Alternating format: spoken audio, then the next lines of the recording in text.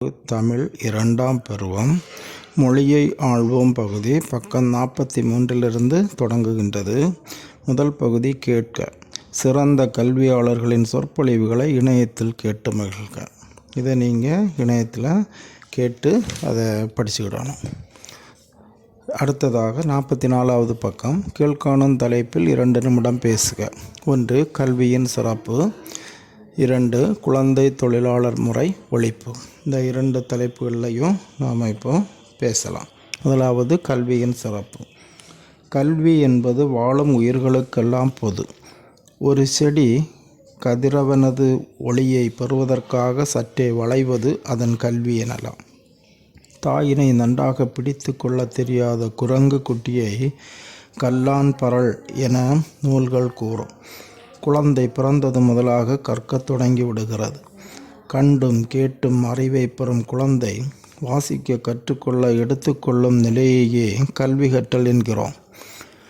கல்வியின் பெருமையை எடுத்து கூறும் நூல்கள் பல. மனிதனுக்கு கண் போன்றது கல்வி என்பார் திருவள்ளுவர். எண் எழுத்து இகழேல் என ஆத்திச்சூடியிலும் எண்ணும் எழுத்தும் கண் எனத் தகும் என கொண்டை வேந்தனிலும் ஔவையார் கூறுவார். கல்வியின் பிரிவுகள் பல. ஆயக்கலைகள் 64 என்பர். இன்றைக்கோ அவை பல 100 என வளர்ந்து விட்டன. பழங்காலத்து கல்வியாகிய போர்க்கல்வி தொடங்கி இன்றைய கணினி கல்வி வரை அனைத்து மனித இன வளர்ச்சியின் அடையாளங்களே. கல்வி கரையில கற்பவர் நாள் சில என நாலடியார் என்னும் நூல் சொல்வது உண்மையே. ஒருவன் அனைத்து கல்வித்துறைகளையும் அறிதல் இயலாது. கல்வி கடவுளாகிய கலைமகள் கூறுவதாய் ஔவையார் ஒரு பாடல் எழுதியுள்ளார். கற்றது கைமண் அளவு கல்லாதது உலகளவு என்று உற்ற கலை மடந்தை ஓதுகிறாளாம். ஒருவனுக்கு அழகு ஏது? உடல் அழகா? உடை அழகா? செல்வ வளத்தின் அழகா? இல்லை, கல்வியே சிறந்த அழகு. கல்வி செல்வம் அழிவற்றது.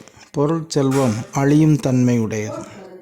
கேடில் விழுச்செல்வம் கல்வி ஒருவர்க்கு மாடல்ல மற்றையவை என்று திருவள்ளுவர் கூறியுள்ளார்.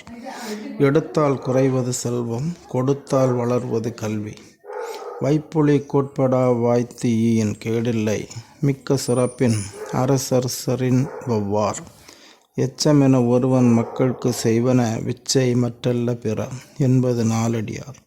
வெள்ளத்தே போகாது வெந்தணலில் வேகாது, கொள்ளத்தான் போகாது கொடுத்தாலும் குறையாது, கள்ளருக்கும் எட்டாது காவலுக்குள் அமையாது என்று கல்வியின் பெருமையை பெரியோர் கூறுவர்.